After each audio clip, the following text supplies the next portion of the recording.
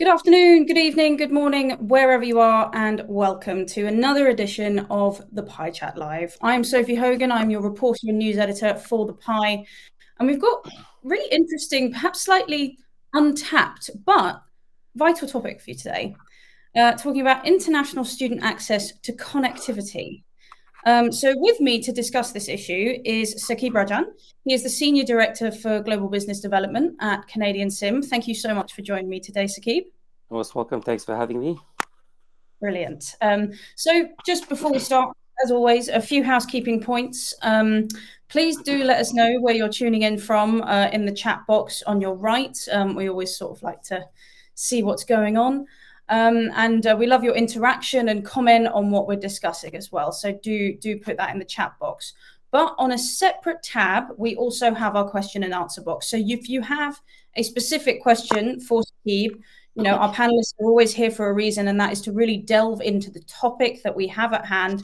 If you have any questions for Saqueeb, please do put them in that separate Q&A box as we go through the talk, and we will get to those further towards the end of the half hour.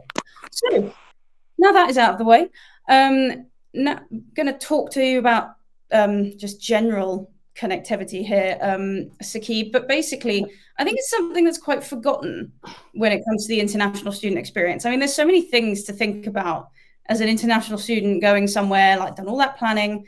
But where does this connectivity aspect really factor into that experience? Yeah, so that's a good question, and thank you for that. So, firstly, in my opinion, I think connectivity has never been more important as it has been over the last 10 to 15 years. In a recent study, in fact, by Media in Canada, the findings were that 99% of newcomers to Canada actually have their cell phones as a primary communication and entertainment device. So, going back to the question about it being forgotten, it's not that newcomers to Canada and students in particular forget about how they will connect Yeah. once they land. You've got to sort of understand their journey. For many, the process to get their Canadian approval is very long. It can range from 4 to 8 months, sometimes even longer. And when they do get their approval, it's usually a mad scramble at the end to get their affairs in order, just like you said. There are many things to think about before you leave. And one of the last things they think about before they leave for Canada is how they will connect. But it is actually the very first thing they need and seek the moment they do land, because it is essential for them. When they land, they need to either they're not familiar with the sorry, excuse me, not familiar with the landscape. They need to Google Map themselves, maybe book an Uber, connect with family and friends, right? And so this is the main mode of communication. And so they tend to leave it to the last minute, but it's the very first thing that they need once they land. Yeah, I remember myself actually. I did a year abroad, and I remember that sort of thinking about it when I was getting off the plane in Rio and thinking, oh gosh, I don't actually have any, anything to. I rely on the Wi-Fi, but airport Wi-Fi can be famously very sort of intermittent, can't it? Correct. Even Yes, something. absolutely. Because I mean, airport Wi-Fi is there for everyone to use, and with the millions of Yeah, travelers coming through, for example, let's just say Toronto Pearson here in Canada, the Wi-Fi can be shoddy at best. yeah, absolutely. But perhaps let me just sort of push back a little bit here. Yeah. Because, as I say, I've been on this year abroad and that connectivity really was an issue to grapple with. And okay, it's been a long time since my year abroad. Things have definitely changed since I went to Brazil. But there's definitely certain ways of doing it. And a lot of people do believe that roaming is sort of the way to go. So why would you say that isn't really the case anymore, at least? Yeah, I think that's a great question. So I'd like to say that while roaming is a very convenient option, it can, however, be a very expensive option, right? Many newcomers to Canada arrive from countries in which prepaid is the flavor of the day. And with their prepaid plans, they don't normally always have roaming as an option, which means they have to sort of purchase these roaming packages. And most often, 99% of the time, these packages are more than double in cost with half the value compared to what they would get with a Canadian SIM. Additionally, not all countries have agreement with Canadian telcos with regards to roaming. So you'll land, and that's not even an option because your phone will just simply not work. And for Yeah. those that do have, the roaming packages don't offer much in terms of value. They normally come with limited data, limited messaging, which makes it even harder to communicate because essentially it's there as a convenience for the short term, but nothing for the long term. And like you said, I mean, it's the first thing you need. Even when I travel abroad for conferences, etc., I tend to roam for the first day. I don't have a choice. But if I had the option, right? I was recently in the Philippines, as an example. If I was able to get a Philippine SIM card here in Canada before I left for the Philippines, I'd be the first one to put my hand up and sign up for that, right? Because you have to then go through arduous process of finding something locally, going and shopping around, etc. Right? And so this sort of solves the problem where it avoids all that, and you're ready to go at the moment you land. Yeah, I mean, I remember when I hopped over to Bolivia for the second part of my year abroad, and it wasn't so easy there to get a SIM. I went to, I think, at least 3 different phone shops, and I had to really use the Spanish to try and, Correct.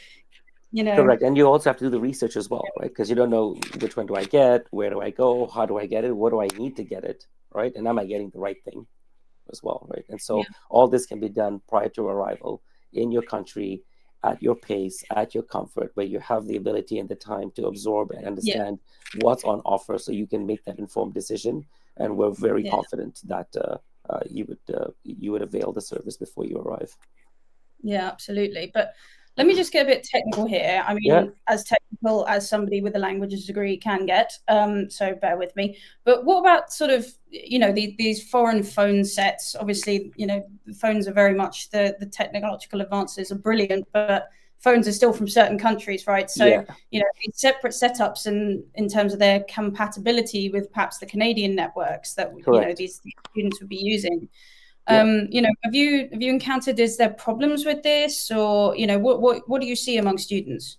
Yeah, that's great. And thank you for that. Yeah. So, we've been doing this for a long time now, and our data shows that at least 20 to 30% of newcomers to Canada arrive with phones that are simply not compatible with Canadian networks. So, irrespective of the carrier they go with, the phone will simply not work.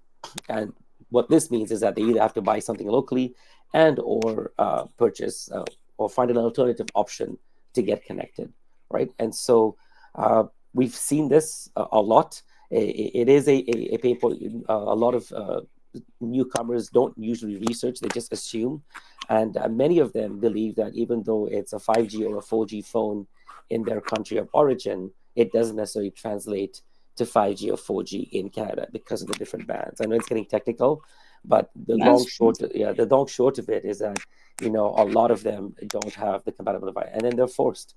And so, trying to make that informed decision prior to arrival is key because it ends up saving you a lot of money. I'll talk about how we solve for this lack of compatibility later on, but essentially, yeah, 20 to 30% arrive with phones that simply just do not work. Yeah, absolutely. I mean, this does sort of lead me into, sort of getting into the nitty gritty about what CanadianSIM can actually do for Yeah, these students. Because, I mean, as we've said, it's so important. It's the first thing that they think about when we land. So, how does this actually really benefit the student in terms of what's on offer here? Because yeah, they're the focus, right? And they're the ones who need this the moment they absolutely, land. But, 100%. whatever anybody else says. So, yeah, what would you say to that? Yeah, so I'd like to double click on the four previous points of the questions that we sort of went through. One was connectivity once they land. The other one was roaming. One was affordability, and the incompatible devices. So let's start with connectivity. So what we do as a Canadian SIM is we provide a value-added service of a Canadian SIM card and phone number prior to arrival in Canada. What we offer is a true Canadian solution with a local Canadian phone number. In the countries in which we're physically present in, we offer doorstep delivery of the physical SIM to your door. And for those who leave it to the last minute, which we know there are many of you and many people out there, we have an eSIM solution or a airport pickup from one of the Canadian airports here in Canada. This SIM card is simply activated 24 hours prior to their arrival so that once they land, they simply pop in the SIM and communicate with family and friends, both locally and abroad, letting their parents know, hey, mom, hey, dad, I've landed. The family member in Canada, hey, I'm on the tarmac, I'm getting into immigration, all is well. There's a long line, be patient. So that's what we provide in a nutshell. when it comes to connectivity and solving for that. When it comes to roaming, I think it's pretty self-explanatory. Now that you have a Canadian SIM, there is no need to purchase a roaming package. You don't have to go to the hassle of trying to figure out which package to get and spend that extra money. So right away you save, right? Which actually leads to my third point, which is affordability. So aside from the savings in roaming and the convenience of getting it in your country, we take it a step further. What we offer is an exclusive plan that is not available locally in Canada. So I'll say that again. What we offer is an exclusive plan that is not available locally in Canada. It's actually cheaper than what's available from the same carrier locally. What we've done is we've built this plan with the newcomer's needs and budget in mind. So from a budget perspective, the price is lower. We all know that everyone comes into the country, everyone's on a tight budget. Let's not kid ourselves, right? And especially when they pay, far less in their home country compared to Canada. I mean, look at education itself. The education itself is way more expensive compared to what they would pay normally back home, right? Yeah. But in addition to that, the value we provide as far as our product is concerned is with the newcomer in mind, as I said. So there is plenty of 5G data, for example, close to 100 gigs of data, not close to, it actually is 100 gigs. You can get more if you'd like, right? It comes with unlimited calling within Canada, unlimited international SMSing, so text messaging for those, and as well as international calling minutes in select countries, which means they don't have to rely on Wi-Fi or anything or WhatsApp to call back home. They can simply dial directly to mom and dad using their phone saying, hey, I'm here, I've landed, I'm good, all is well, right? And then lastly, when it comes to incompatible devices, because over the years we saw the data, right? Newcomers with Canadian SIM can actually get the latest phones at exclusive prices. For many people, it's not just about incompatibility. While that is an issue, many people, have an aspiration of getting a new phone. And in most cases, and we've seen it, like phones, for example, in India and in Brazil, like we'll take iPhone as an example.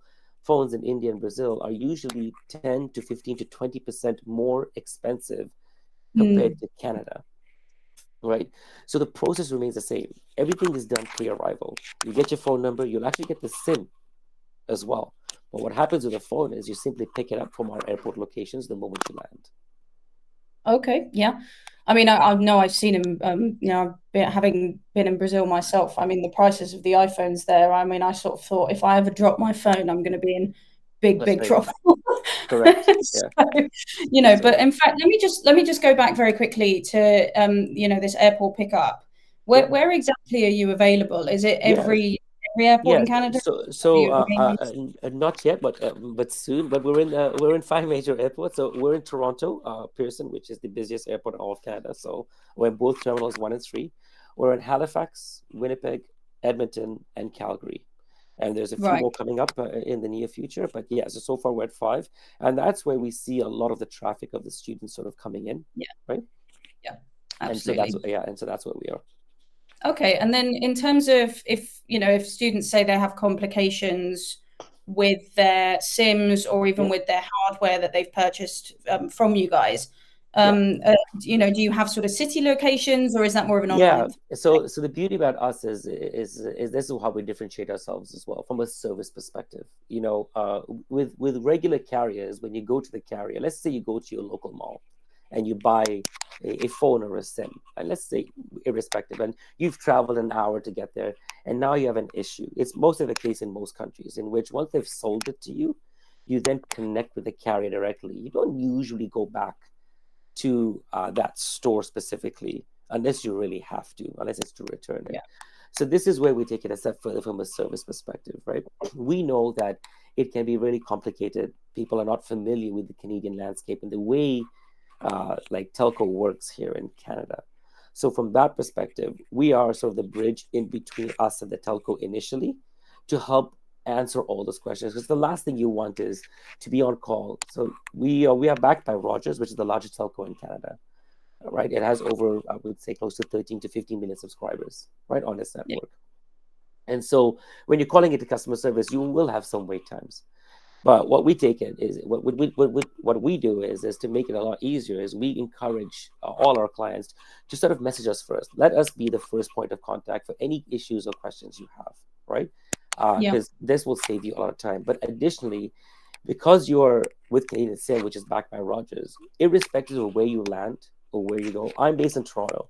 And just because I sold it to you, Sophie, like, and doesn't mean you have to go to Toronto only. You could be landing in Vancouver, as an example, and so you have access to any Rogers location Canada wide. You can go in Right. if you need to, and they will assist you because you are a client of Rogers at the end of the day. Yeah. And Right? they are really everywhere. I mean, having been to They are, JFK, yeah. They have huge north of 400 locations Canada wide, and they'll service you absolutely. So it's a coast to coast connectivity and service, but we take it a step further by providing that sort of white glove service that says, listen, yeah. connect with us first. We're happy to sort of explain to you, right? Because Yeah. we understand the newcomer, right? This is why we're here and what we do. Mhm. That's great. So I'm going to just pivot a little bit now to Yep. another sort of key element in this that perhaps we sort of forget, which is parents and family. So, what exactly do they get out of this? Because especially when we're talking about the demographic of students that are going to Canada, Yep. obviously Indians are the number one, Yep. sending country. And in turn, sort of in a cultural sense, they're very close to their families, and obviously families will have paid a lot of money to help their child go and study. So, they really want to sort of be involved in the process, which is completely fair. So what do parents get out of this? Yeah, and that's a good question. I'm glad you said that because obviously, I'm Indian as well. I have the same parents who worry about me when I came here to Canada a long time ago, something like 24 years ago. But I'll speak to the parents side of things. So and I'll talk about my own experience as well. But traveling to Canada by air is not only long, but it's also very expensive. So in most cases, parents cannot afford to accompany, sorry, their children on their journey to Canada, right? And every parent always worries about their child, and there is no greater comfort knowing that your child has reached safely and soundly. For many students, this is the first flight they're ever taking. It's the first time they're leaving home, right? And so the anxiety sort of increases both from the student and obviously for the parent. But this is what we enable: the ability for the student to connect with their family back home the moment they land, letting them know that mom, dad, I've reached safely, right? And there is no greater feeling than that, right? Like your first call when you land is like, hey, I've reached, Sigh right? of relief, isn't it? Yeah, absolutely. But I'll take it a step further. It's not just about the parents. It's it's it's also about the families waiting for them here in Canada. So we know and we've seen it over the years because we're at the airports, right? Yeah. A plane lands. We'll take Delhi as an example. There's a Delhi to Toronto flight. It's landed, right? It lands at around, I'm just going to throw it out there, like 8 a.m., right? But we don't see students until lunchtime. Why? That's because the line for immigration for newcomers is so long, right? And imagine the relative on the other side waiting and not knowing what's happening. It's been 4 hours. My niece and or nephew has not come out. What's going on? Panic And the starts to Wi-Fi ensue. shot. Yeah, and it's not that clear. And so instead, imagine if they had the SIM from us. They're able to connect, and they're communicating with that family outside. It's like, listen, uncle and aunt, like there's only one person working immigration today for some reason. The line is like hundreds long. It looks like it's going to take 2 to 3 hours. All is okay. I'll let you know as I'm closer. Just that communication sort of helps. In my case, when I came 24 years ago, listen, like cell phones weren't a thing much. Like they were, but they were super hard to get, super rare. And I was one of those students who had to wait a couple of hours, and my uncle was waiting for me. Imagine if I had to wait to let her know that, listen, like it's gonna be another few hours. Don't worry, all is okay. But the sigh of relief of him just seeing me coming out was immense. Imagine if he didn't have to go through that angst by me constantly communicating with him, letting him know that, listen, all is well. And so that's what sort of we provide. So it's not just about the parents, but it's also about the families here waiting to receive them.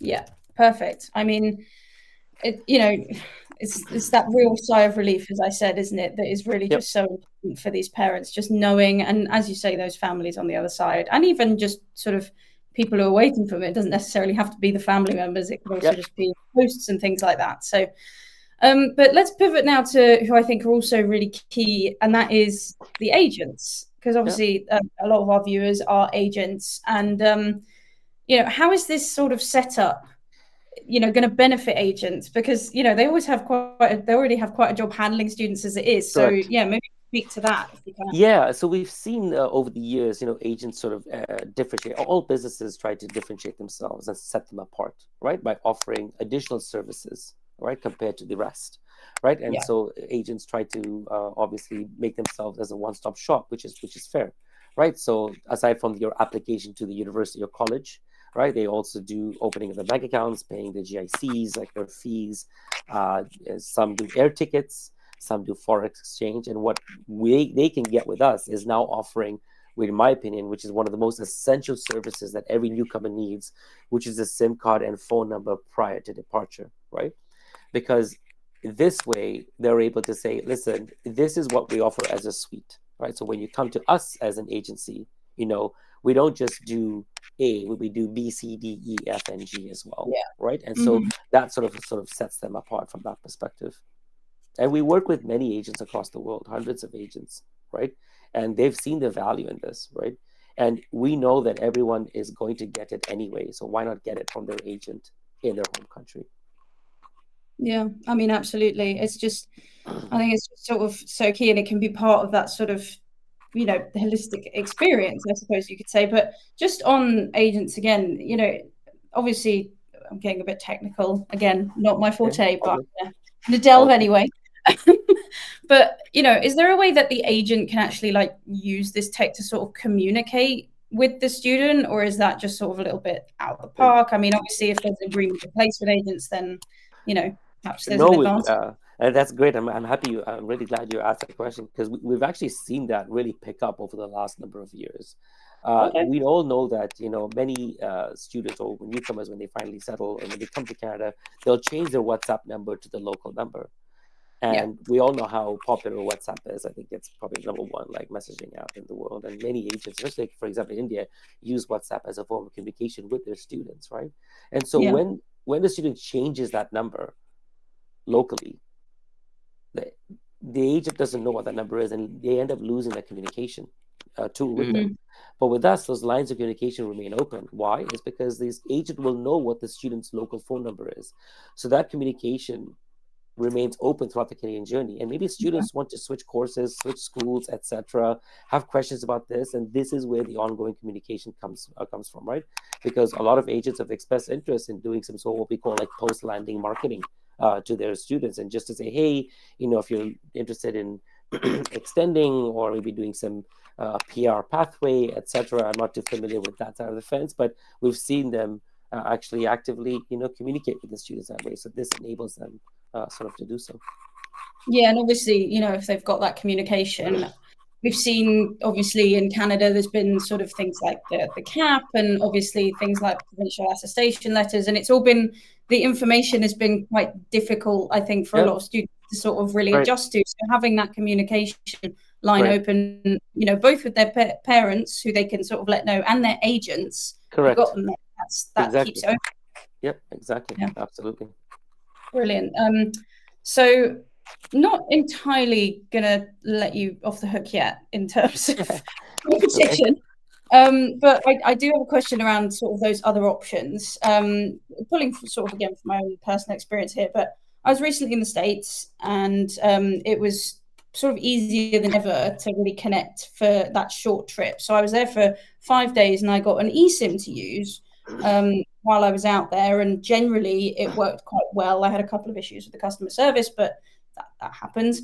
And they are becoming much more popular among travelers. Now, I haven't seen data on how popular they might be becoming with international students, but logic would sort of suggest that maybe it's starting to pick up. So why would you say that CanadianSIM is the better choice out of those two? Yeah, so I mean that's a great question, and so I guess with more and more phones becoming eSIM compatible, we see many companies now offering eSIM solutions for destinations across the globe, including Canada, right? And so there are a number of things that set us apart, but in the interest of time, I'll touch on a few. So number one, we sorry, excuse me, we're a true Canadian solution. We're backed by one of Canada's largest telco, which is, Rogers, as I explained earlier. So Canada is a very regulated country. So when it comes to telco, only Canadian companies can offer Canadian phone numbers, right? The rest who are not Canadian offer a US number. So for your case, it worked well because you were in the States. You could use that same company and say, hey, I want to use it in Canada, and they'll say yes. But it will be an American number, right? And so what's going to happen is locally, it'll be long distance. So if I have to call you, it's going to be long distance for me to call you because you have an American number, You right? got me. So it's not a true Canadian solution. That's where we differentiate ourselves. That's part one, okay? Because you're going to have to get something locally anyway. All students, newcomers looking for jobs, update their resumes. No employer is going to call a Indian phone number or a Brazilian phone number or an international phone number to say, hey, come in for the interview. Because once it's long distance, they're just like, okay, what is this, right? So they'll call and they identify a local number anyway. Right. The second thing I mentioned was about our, as I mentioned earlier, was our exclusive plan, right? Which is not available locally in the market. So aside from the savings and the convenience of getting it, right? We all know that all students or newcomers are going to get something locally anyway. So our thing is that why not get it from the agent they trust in the country of origin conveniently and at a price that is lower than what's available in the market. You're going to get it anyway, so why not take the advantage of getting it? And you're not tied in. These are no contract plans. We don't lock you in for any period. So there's no risk. There's no risk as well. These are postpaid plans. There's no upfront payment either, right? We work with accredited agencies, right, across the globe, and that trust is in there. And so when they land, it's ready and working. And if they don't like it, which we're very sure they will, we're not locking them in. If they have to, they can switch. They can switch. They keep the same phone number. They go to another network. No problem. It happens. We can't make everyone happy, but for the majority, they end up staying, and that's what we do. So that's number two, right?